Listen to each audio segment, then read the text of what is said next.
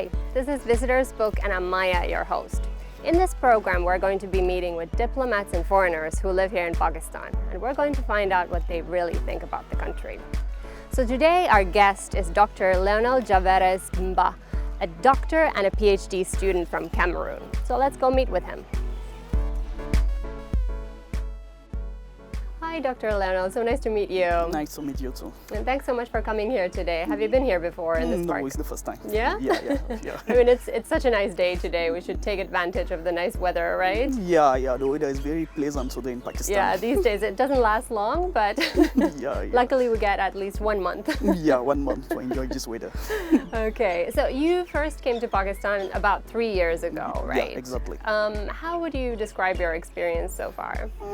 Up to now is very good. Yeah? Yeah. No problem, like Pakistani used to say, koi masla nahi. Excellent. Up to now. You've learned some Urdu meanwhile as well. Yeah. Basically, Perfect. yeah. So you're a doctor and you're originally from Cameroon in Central Africa, right? Yeah. But you actually did your studies in France. How come? Basically I started my study in Cameroon. I make primary and secondary school in Cameroon. Okay. After that, I moved to France to do MBBS. All right. Yeah, in France we call MD, medical doctor degree, and after that I complete my MBBS, then MS also, master in excellent. medical biochemistry. Right. France. Why France out of all the countries? First was, let's say, for French facility. Cameroon is a French-speaking country. Of course, yeah.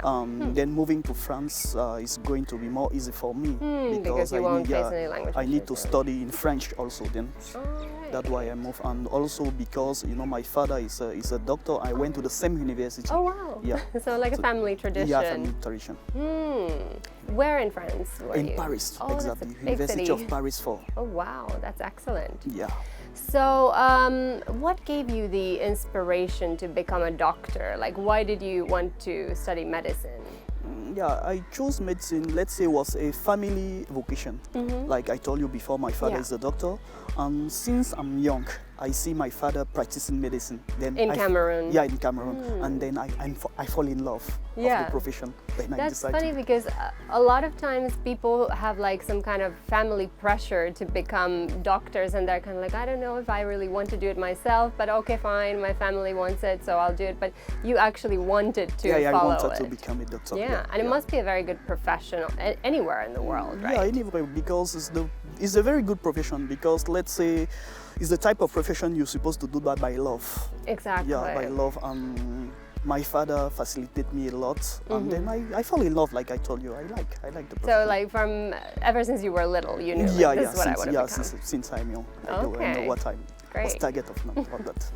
So if we think about, the education system in Cameroon, is it very common for people to want to go abroad to study? Is that something like many people aspire to? Cameroon is a developing country, and the challenge all the developing countries face, Cameroon face also. One of the big problems is education system. Yeah. Our education system, let's say, is good, but it's not really strong like in developed country like France. That's why many people usually want to go abroad to have a better education and get a good job also. Yeah, that's why many people want to go abroad. How was it easy for you to move to a completely new country and such a big city, and everything was new? And did you face any like cultural problems adjusting, anything like that? But in France, my study or my staying in France was very good, because France is a French-speaking country, and I'm French origin. It was very easy to me to accommodate. The only challenge I faced in France was racism. Yeah, because all the developing country, black people and other people, are facing racism. Was not easy. Of course. To accept. In country like France, people used to think black usually go for music or sport. Right, yeah, so there's a stereotype. When you go for education, specifically in medicine, just few in that area in France was not easy to me to adjust myself. So was it more of like like something that you would hear people say to you in the street, like in the racist street, slurs, or like more structural kind of racism? Yeah, in the street, during my internship, I faced some difficulty. You know, sometime when I went in hospital, when I saw my patient, they say, "Where's the doctor?" I said, "The doctor is me." They say, "No, how you can be black and be a doctor? Oh my no gosh. problem." This type of issue. But after some time, people start accept. Now I think it's more easy now. You think it's gotten better now? Yeah. But I'm sure it's still a big issue. Yeah, it's still a big in issue. Europe. Yeah, in Europe, also in America, you can see recently. Everywhere, exactly. Everywhere in the world. Massive, yeah. You have that stereotype about black people. Do you think you could have imagined living in France, or did you always like kind of say like, okay, that's enough, I want to go back to my home country? I can live everywhere in the world. Yeah? I can live because everywhere in the world you have good and bad people. Also in Cameroon, we have good and bad people. Yeah. That means I can live, I can manage. Yeah. What was your favorite thing about Paris? Paris, many things. Yeah. Like shopping. That's true. Yeah, shopping. You know, people used to say Paris is the city of love. Yeah, many things. I enjoyed visiting many places, and basically I got Schengen's visa. Yeah, I visit other countries like Belgium, Switzerland. Wow. I visit, and in Paris, basically shopping. Yeah. Shopping. I enjoy shopping in Paris. That's great. Yeah. But I'm sure the apartments in Paris are very small. Like, that's what I know. There's not a lot of space. If you compare it to Pakistan, here you have a lot of space. Yeah, a lot of space and more expensive. Yeah. Compared to Pakistan. All right. So once you finished your studies and you became a doctor, that's when did you decide to go back home? Were you like given an opportunity in your home country, or how did that come about that you went back to Cameroon for a while? Yeah, when I done with my MBBS, basically I want to work for my country. Yeah, because I go for Paris only for study, to become a good doctor and then solve the health issue of my country. Fortunately, after my MBBS, I got an opportunity to work to one NGO. All right. Yeah, I worked with that NGO almost for 8 months. What kind of an NGO was it? Basically, the NGO solved the problem of infertility of human. I work in that NGO in many countries, Cameroon and Chad border. Wow. So you got to travel as well? Yeah, I need to travel a lot for that. So, and after that, you moved on to a ministry, right? Yeah, after that, I got another opportunity in Ministry of Scientific Research in Cameroon. I work with medical center research. Okay. Why? Because, you know, medicine, when you are in medicine like 1 year, it's become a little bit boring. Yeah? Yeah, because it's the same type of disease you see. I think my contribution going to be more if I'm going for research.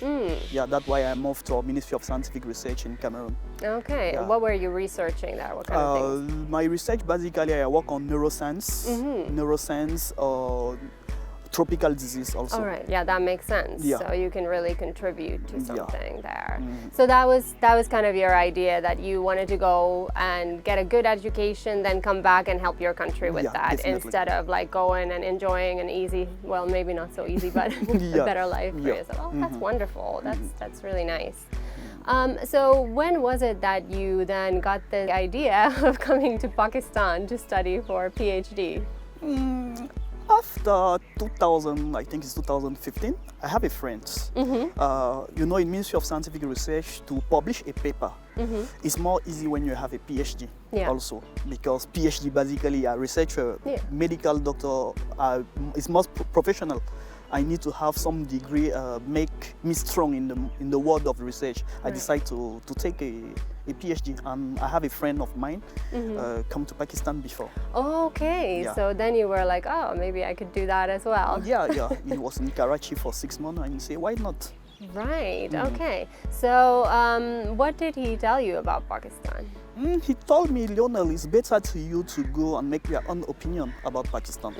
Yeah, because before my opinion, you know, when you like country like Pakistan, Afghanistan, people have, and the media give usually the very bad idea about the country. Yeah. When he went here, I remember when my friend went for the first time, he said, you want to go to Pakistan? Me too, I say, why do you want to go to Pakistan? All right. Yeah, why other country? I asked him the same question. When he come back, he said, Leonel, I recommend you to visit Pakistan also as well, to make your own idea. I'm not going to tell you anything, but visit and show Oh, wow. We appreciate. So that was enough to convince you that maybe there's something after that there. I make some research on internet to know what is Pakistan. Sure, I saw certain thing was not good, certain bad thing. I say, why not? Let me go and have my own experience. So, do you remember the day you first landed here in Islamabad? I mean, this is where you came first, right? This is where you've been staying, yeah. Do you remember what it was like? Yeah. When I arrived the first day, I start, not in Islamabad, I think in Istanbul first, during my transit. I asked myself that question, where are you going, Leonel? Why you choose to go? Right. I start have regret. When I arrived to Pakistan, my first week, I want to go back. Really? My first week, yeah. Oh, wow. I want to go back to my country. I say, wow, for which reason I chose really to come, to go far off my home. Yeah, that was my first expression in Pakistan, going back, yeah. But I'm interested because you said you faced so much racism in Paris. How were you received here? Were people like welcoming and curious about where you're from here in Pakistan? Yeah. Pakistan, that is one of the advantage of Pakistan. You know, Pakistan basically is the Muslim country and the religion-prone place. My contact with with people like administration, also other foreigners was very good. Okay. Was very, very good and appreciate. They try to, they know the pressure I face. They say, okay, come down, all going to be well for you. Yeah, they were very supportive. Yeah, give me some psychological support to stay good. here. Was very good. Was basically very, very good here. Yeah. And what would you say was the biggest challenge for you when you came here? Was it the language or something else? Exactly, the language. Because, you know, when I arrived in Pakistan, I didn't know the single word in English. Wow, this is incredible. And in 3 years now, you're completely fluent. Yeah, I just, let's say, I know some word in English. My English is better. It's better. Because when I come here, I told you, I chose Pakistan. Now, you know, it's an English country. But, you know, for PhD in France, we have that possibility to, we don't have coursework. It's only research. And to do research, no need to know other language. I say, okay, I can manage. But when I arrived here, facing English difficulty was very, very, very, very difficult for me. Because, let's say, I don't know how to say good morning. Really? Yeah, really. Wow. Yeah. I can't imagine. How did you manage like just everyday things? I come with a friend. He come here for 6 months. He know how to speak French and little bit English. Okay. Yeah. And he's the guy introduced me to my supervisor, to the school. He used to be my translator during that couple period. I think it was like 1 month. Wow. He helped me. Then I try to have interaction with people, other foreigner, with my Pakistani friend, my supervisor, to improve my level in English. So you never took any classes in English? Never. It's just you've learned it from interaction? Yeah, wow. I learned English with interaction with people. So impressive. Yeah. Amazing. Congratulations, you've Thank done you, great. thank you. Up to now, I continue to learn. Wow. All right, time to take a short break. I'll see you in a little bit.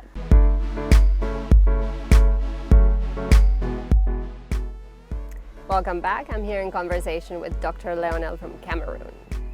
So you mentioned that you didn't speak any English when you first came here, and that was a big challenge for you. I mean, how did that impact? I mean, your classes must have been all in English. How did you manage? Yeah, I told you when I arrived here, basically I doesn't know I'm supposed to take class. I was thinking it's only research. All right. Yeah, when I arrived here, my friend and colleagues say in Pakistan, the role in for PhD student, you need to take 6 classes in English and to have 17 over 100 to pass the subject. That week I say, okay, let me go back to my country because it's not possible to me to take class and have 70. And it was not possible. My friends say, no, you can face the challenge.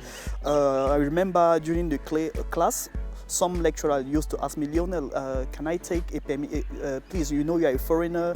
I want to explain some word in Urdu to other students. I said, sir, if you want to explain, you can explain in Urdu, in English, both of language. It's like I don't know how to speak it. That means speak the language you want. I used to have a friend, a Pakistani friend, Basira. She take a class for me. I used to do photocopy of her class and then translate in French. Oh wow! Learning a lot and of then work. translating in English, and then that's how I manage to pass all my subjects. A lot of work. Yeah, a lot of work. So I mean, obviously, that's when you were thinking like, oh no, I want to go back, I can't do this. Yeah. But when was that, how did that point come when you started thinking like, no, wait a second, I can do this. This is a nice country, I can stay here. Yeah. After my supervisor, let's say a co-supervisor of the member of my community, supervisory committee, Dr. Tahid, he told me, Leonel, I study also in other countries like Germany. You are not the first guy who's going to face that problem in the world. Right. I think after 6 months, you can face the challenge. Just try and try it. Sure you can. That's why I say, okay, why not? I say, I can learn English. Yeah. Then I decide to learn it and then face all the challenge, and today I complete my thesis. That's incredible. That's such an inspiring story, you know? Okay. So, you know, your perception of Pakistan was quite different. Although you had an open mind, but you probably thought like, you know, there might be some problems that you're going to face here in terms of security and so on. What would you say was the biggest surprise for you here in Pakistan? Of the city. When I come here, the first week I want to go for shopping, and my friend bring me to Santoros. Oh. I say, wow, is it Pakistan? That is not the Pakistan the media show you. That is not the Pakistan I'm looking at. I was impressed. I was impressed for the level of development in the country. I say, why? The idea people have about Pakistan is totally wrong. That is the real Pakistan. I was in shock when I come here. So you didn't expect Islamabad to look like this? Yeah, I expect to see a desert. I'm not like a green area like here. I was in shock and impressed. Every day when I walk to Pakistan, it was like this. Oh, I'm in Pakistan. I start doing pictures, send pictures to my family, because that period my mom used to call me 3 times per day to say, how are you? I used to send them the picture about Pakistan, university. And after some time, everybody accepts that. So they're now they're okay with you being here. Yeah. Totally. I'm more safe in Pakistan compared to France. That's a good point. Yeah, because you mean because of the racism? Yeah, because of the racism and other. You know, in France, people have a gun in France. It's very easy. Oh, really? Yeah, people can show you everywhere. In Pakistan, since I'm in Pakistan, trust me, I never faced any racism. I never faced any terrorism attack. I never faced anything bad. Really. Yeah, that's incredible. So let's talk a little bit about where you're from in Cameroon. What are you from the biggest city there? What's your hometown like? Yeah, actually in Cameroon, my job is in capital in Cameroon, Yaoundé. Okay. But basically, I'm from Douala, another city. It's economic capital of Cameroon. It's my village. My tribe, they call my tribe Sawa. Yeah, it's the name of my tribe in Cameroon. Okay. So did you grow up there or in the city? I grew up in the city. Okay. In the city. How big is it? How would you describe it? How different is it from Islamabad? The difference is not too much. It's not too much because it's a very big city. The population is around 4 million. Okay. There are 4 million of persons. People also are very nice and mixed because it's the light place. We have a lot of Muslim, Christian, also foreigner as well. Right. Yeah. So it's a very diverse city. Yeah, very diverse city. Yeah. My experience was, it's my country. What can I say? It was very good. Do you feel like people in the West also have a similar perception of certain African countries, that they don't know that you can find like development there, you can find, you know, big high-rise buildings and shopping centers there as well? Yeah, you are right. Because when I arrived in France, you know, many persons think when you come from Africa, it's about you're going to have lions, you're going to have animals, it's just the jungle, you are not going to school, you are not working with clothes, all this type of perception people have was totally wrong. I remember one of my friends visit Cameroon also. He was on shock. He said, oh, Leonel, turn to your media to, let's say, showing the real aspect of Cameroon. Everybody think you are coming from the forest. That's why people don't respect you. Because you think you come from a very, very bad place. They have, wow, you have forest. All this type of, let's say, stupid mentality. Yeah, it's a very silly type of stereotypes that people have, especially in the West. What do you think should be done to get rid of these kind of ideas? Because I think it's not just a problem with Pakistan or Cameroon or other African countries. How do you think? I think normally people are supposed to be educated. Educate about, let's say, the media, First, when a media decides to show a country, you're supposed to give all the aspects of the country, but other aspects. Yeah, also to people individually, you're supposed to make a research before making a point of the country. You're supposed to make a research, know what is the country, basically. I take example also in Pakistan. When majority of Pakistan, they ask me, where do you come from? I say Cameroon. They say, where is it in the world? Yeah. They don't know really. It's just to have culture about other countries. Exactly. Yeah, it's the only thing we can do. Absolutely. And I think also in the West, people don't tend to look that much outside of their own little bubble. Yeah. They stay in that comfort zone and then judge other people and other countries. So what's actually the topic of your research? What are you studying here? In PhD. Yeah, in PhD I work on pesticide. How the pesticide can induce the disease. My focus is on neurological and metabolic disease. Is there a particular reason you chose this? Like, is there something in Pakistan that this is something very common that happens here, or what was the reason? Yeah, I chose my study is not only in Pakistan because I do the comparative study between Pakistani and Cameroonian population. Oh, interesting. Yeah, because you know all those countries level of agriculture here is very high. If you take certain provinces like Multan, people live in agriculture and they use pesticide. Yeah. And pesticide can induce some disease and people doesn't know. Right. I want to show them what is the impact of those pesticides on the health in Cameroon and Pakistan and try to compare to both countries to know exactly. What is the main difference? Are they using like different types of pesticides here and in Cameroon, or what is the thing that? Yeah, they use the pesticide at focus on my research is organophosphate pesticide. It's a pesticide people use in cotton crops. Cotton crops. Makes sense. Yeah, in cotton crops like here in Pakistan is a lot. It's also in Cameroon. I study the mixture of those pesticides because if you take a pesticide, single pesticide, before commercialize that pesticide, people make a study to know if it's toxic or not. Yeah. But in the real life, people in Pakistan, in Cameroon as well, doesn't study the mixture of pesticide. Right. Yeah, that's why I study the mixture of pesticide and the small amount, how the small amount, accumulation of that small amount can induce the disease. And have you noticed that there's a particularly high rate of like these diseases in these countries? Yeah, in Pakistan, my focus, neurological disease, I study Alzheimer, and Pakistan disease, and metabolic disease, I study diabetes, and it's very high in Pakistan. Right. And I need to mention that pesticide is not the only reason of that. We have some genetic and some environmental other reason, but pesticide have a very good contribution of all those diseases in Pakistan, in Cameroon also.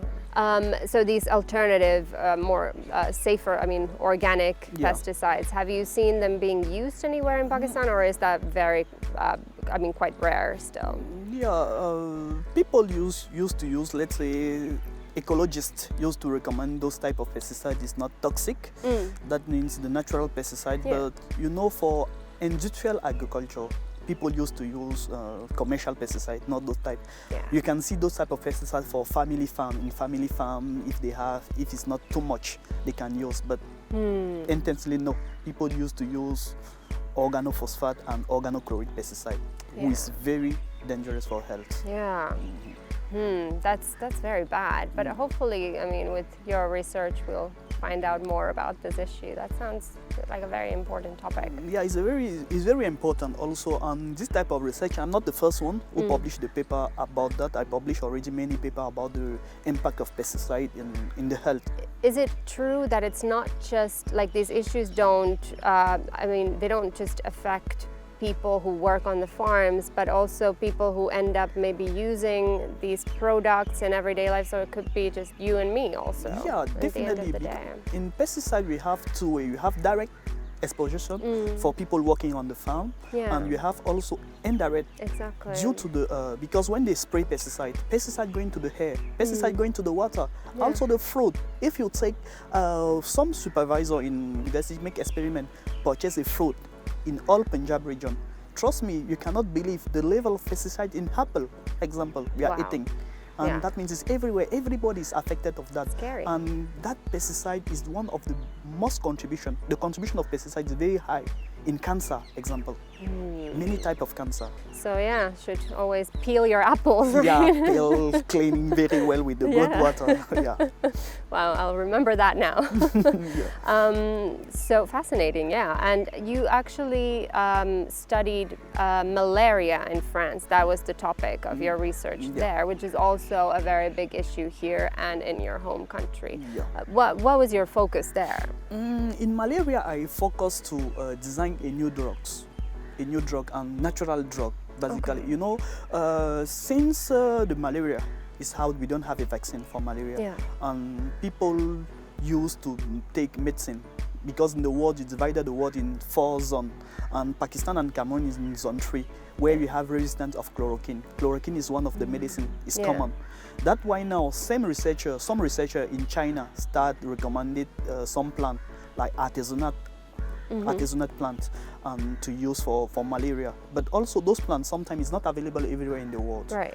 And you have another thing in country like Pakistan, you have certain rural area, also in Cameroon, people don't have money to take the normal medicine, let's say conventional medicine. Expensive. Yeah, it's very expensive for them, and some people also don't trust the medicine. It's better to study what is the effect of plant of certain disease. My focus then was in malaria. I study one plant we call Azagirata indica, is the scientific name, and here people know that in the name of nymphs. Oh, yeah, okay. I study the effect of the nymphs, if the nymphs can solve malaria. Then I discover the nymphs have a very good effect of malaria, and that we can take that and also check what is the dosage. Because one of the problem we people of foreign medicine we have with traditional medicine is the problem of dosage. Because one plant can solve a problem, but that plant can be toxic also. Yeah, that's why now I check the dosage, which dosage we are supposed to use, and publish a paper also on it, and to make available the medicine for everybody in the world. That's amazing. Have you noticed any differences in the way that people or governments try to prevent malaria in Cameroon and Pakistan?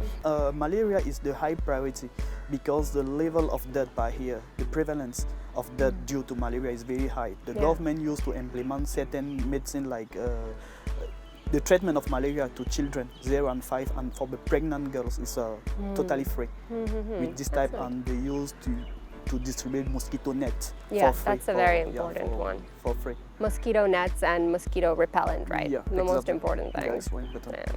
Okay. All right, time to take a short break. I'll see you in a little bit.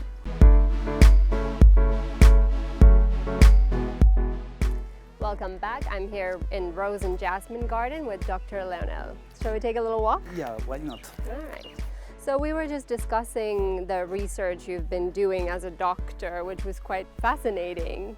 But now, of course, like with all these different diseases and things, we obviously have coronavirus going on here. How has that impacted your stay here in Pakistan?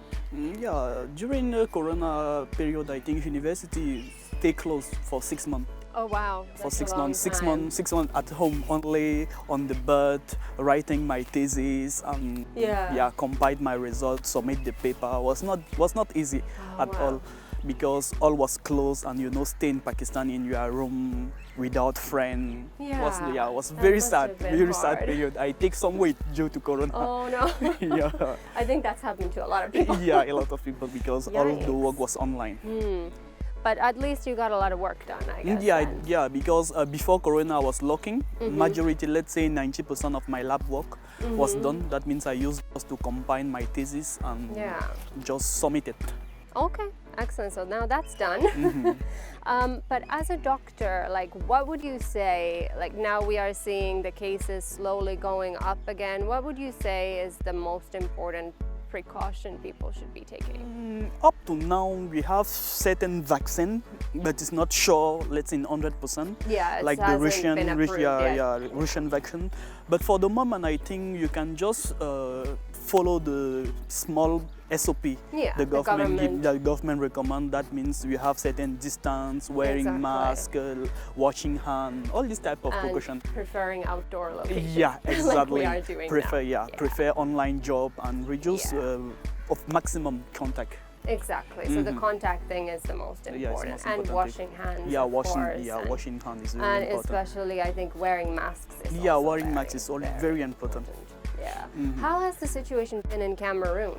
Yeah, in Cameroon we are facing, let's say Africa was lucky, but the number of cases in Cameroon particular was not too high. Right. Yeah, you know, coronavirus and malaria, they have people establish certain correlation, and you know, because we have a lot of cases of malaria and people used to take a drug, we have like some immunity, you can say. The number of cases was very, very low compared to European country on Asia or Asia country. The number of cases in Africa was very low. Yeah. It's hard to say, I guess, what the reason is. But okay, so now is everything open in Cameroon? Yeah. People are going everywhere? Yeah, everything is open, but in the school we are taking certain precautions, like we reduce the effective of people to avoid put certain distance limitation and to put the system of detection every week to face the problem. Yeah.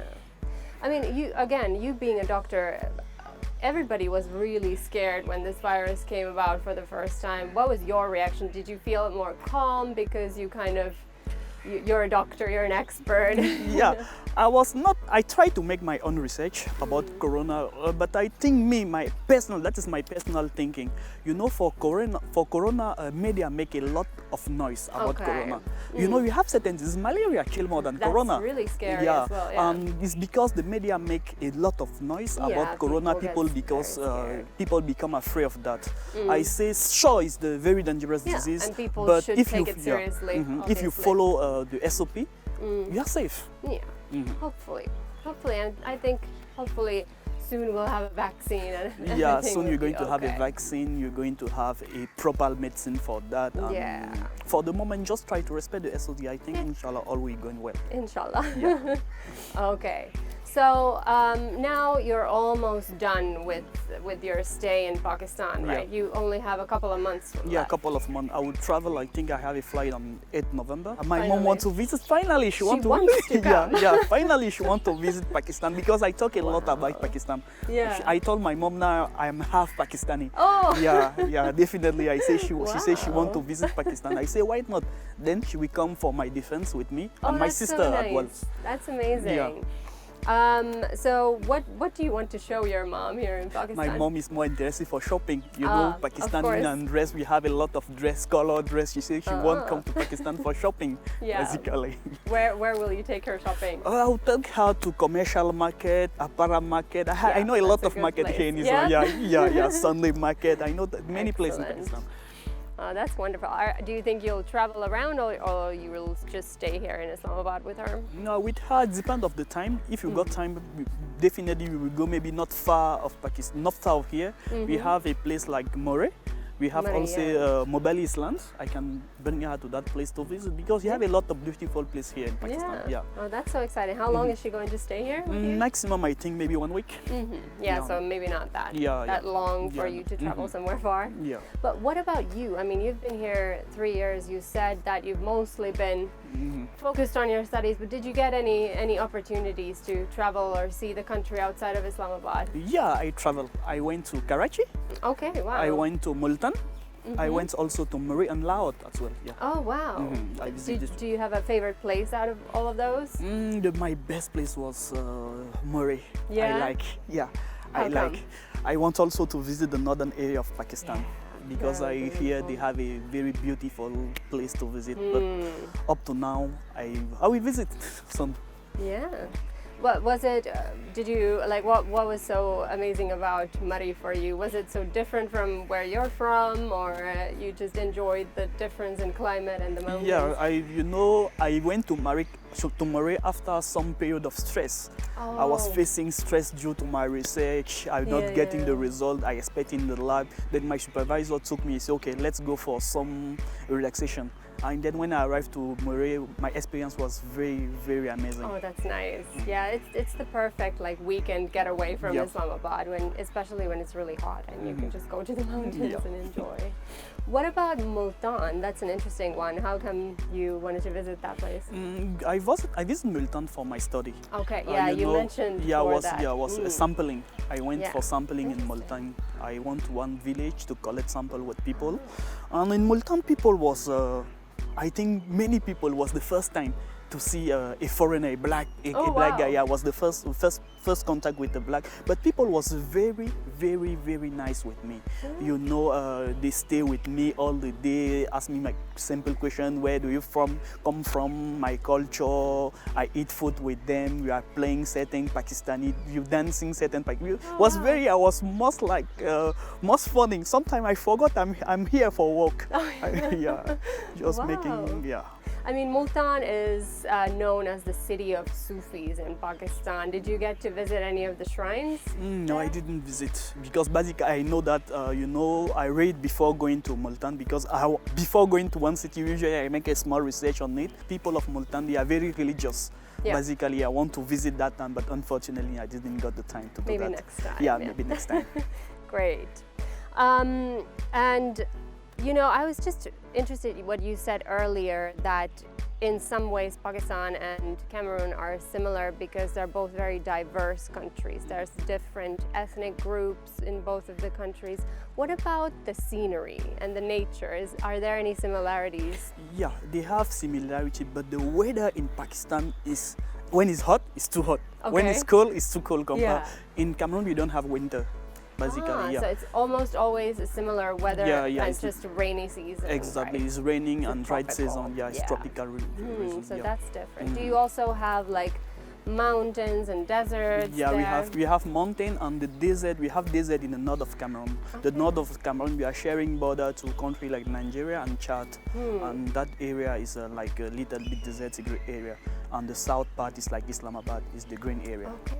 I think I heard that Cameroon is known as Africa in miniature. Yeah. Why is that?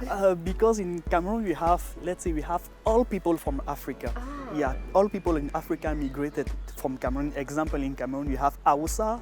Basically they are from Nigeria. We have Douala Maltra, basically you are from Congo. We have Bamileke, basically they are from Egypt. You know, our ancestors in Cameroon come from different countries in Africa. That's why people call Africa, Cameroon miniature in Africa. All right. Yeah. And is it possible to go on safaris in Cameroon? Can you find like all the big animals there? Yeah, in the northern we have a park, we have a zoo. You can find the biggest animal like lions, elephant, tiger. We have many all these type of animals. You can visit Pakistan. Cameroon, you are welcome. Yeah, I would love to. It sounds like an amazing country. Yeah. Are there any Pakistanis living in Cameroon? Have you ever come across anybody from Pakistan? Never. Never. There's also, no connection. Yeah, no connection, because also we don't have Pakistani embassy in Cameroon, and Pakistan we don't have embassy here. To take my visa example, I went to Nigeria to do that. That's why was my first experience with Pakistani was in France. Okay. Because I have one colleague here, he's the lecturer in my university. I saw him here. The first day when he saw me, he said, "Leonel, what are you doing in Pakistan?" No way. I say, "Wow, very big shock," because I was with him in France. Wow, that's insane. Yeah. But yeah, maybe you can invite some of your Pakistani friends to visit you. Definitely. Yeah, maybe for my marriage, I will invite my supervisor, some of my friends to come to Cameroon. Yeah, visit it. Okay. We have planned with my supervisor to visit Cameroon in February because we have a seminar, a conference, for neuroscience, African neurosciences, and my supervisor is invited to participate to that conference. Yeah. Great. And you got to go to a Pakistani wedding in Karachi, right? Yeah, the wedding of my friend in Karachi. Oh wow! How was that experience? Amazing. Yeah? Like I say, you know, Pakistani wedding is totally different to Cameroonian wedding. How so? What are the differences? I'm fascinated. In Cameroonian wedding, you must follow, let's say, we are losing our culture. We are most following French culture now. Okay. That means the ceremony. So it's not that traditional. Yeah, it's not that traditional. Or in Pakistan, it's very traditional. We have a lot of dance. We have people, many color clothes. It was very good for me. Yeah. Yeah, that wedding. Okay, let's sit down for a minute again. Okay. Okay. And I mean, food is also a big part of weddings, I'm sure, in Cameroon and in Pakistan. What are the main differences? Spicy. Yeah. The food of Pakistan is too spicy. So you don't eat that many spices? Yeah.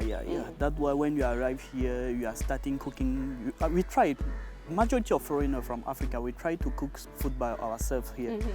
Because when you arrive here, the first month, you try to eat your food, like roti, chapati, chicken palau, biryani, Yeah. chicken ginger, chicken manchura. You try it, but the spicy. Well, the food was too spicy for us. Then we start cooking food by ourselves. But I enjoy it now. Biryani. I like biryani now. Yeah? Yeah. Definitely. Like all the foreigner, I think in Pakistan, Yeah, we are it's like very good. Yeah, it's very good. So you get used to the spices after a while. Yeah. After a while, I use now when the food is not spicy. Last year, because every year I return to my home country. Last year when I was in my home, when I eat non-spicy food, I used to say to my mom, the food is not spicy. She say, oh, who learn how to eat? I say in Pakistan. Yeah, so what type of food do you eat in Cameroon? What is like the staple there? Do you eat mostly rice or also like bread? Yeah, we eat rice and you eat, but for the breakfast basically is bread, but our bread is not like a Pakistani bread. You know, the Pakistani bread is much English style. In French bread, we have another type of bread. It's totally different. And for lunch, usually you used to eat rice, or you have other type of variety of food like potato. Here is present as well. You have plantain. It's the variety of banana, but we are eating like a normal food. We have also nyam, you have makabo, you have other type of food is not available in Pakistan. Yeah, so you can't exactly recreate your dishes here. Yeah, exactly. What would you say you miss the most about home when you're here in Pakistan? Is it the food? Food definitely, but also my family. Of course. Yeah, my family. I miss my family. Here now in Pakistan, let's say I have a second family. Yeah, my friend, my supervisor take me like his son here in Pakistan. Yeah, because everywhere I move, usually I'm with him. Basically just my family and certain food, definitely. So when you leave in December, do you think you'll ever return to Pakistan in your life? Definitely I will return it. Yeah? Yeah. Why not? I return here because it's a beautiful country. I make a friend here. And last time I traveled, I remember 2019 to Cameroon for 3 months. When I come back to Pakistan, I was excited to come back. Yeah? My mom said, oh, is this your country now? I say, no, let me go back. I was excited. Now I will go for, let's say, for the long period, but definitely I will come back to Pakistan. Inshallah. Inshallah. All right, then it's time for our rapid fire round. Are you ready? Yeah, I'm ready. Okay. Shalwar kameez or suit? Shalwar kameez. Okay, excellent. Lahore or Karachi? Karachi. Yeah. Ndole or biryani? Ndole, definitely. Okay, still not that fond of biryani then. Yeah, Ndole is the best. It doesn't beat your... Yeah. Okay. Banana cake or gulab jamun? Banana cake. All right. Yaoundé or Islamabad? Yaoundé, definitely. It's my country. Fair enough, fair enough. Samosas or fish rolls? Fish rolls. Beaches or mountains? Mountains. Your favorite word in Urdu? Tora. Ah, wonderful. The first thought that comes to your mind when I say Margalla Hills? Hiking? Yeah? You like to go hiking? Yeah. Great. Pakistani weddings? Good. Yeah? Colorful maybe? Yeah, color, enjoyment. Yeah. Okay, the best thing about Pakistan? Humidity. Great. And then you get to write in our visitor's book. Okay. There you go.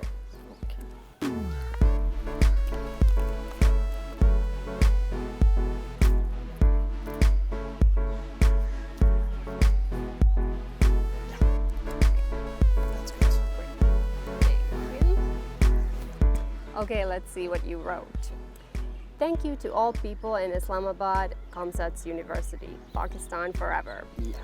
Excellent. Thank you so much for being on the show, and I do hope you get to come back to Pakistan one day again. Yeah, Thank definitely. you so much. Welcome. Thank you. That's also. it for today. Please join me again next week, and don't forget to follow us on our social media accounts at indus.news. Stay home, stay safe, goodbye.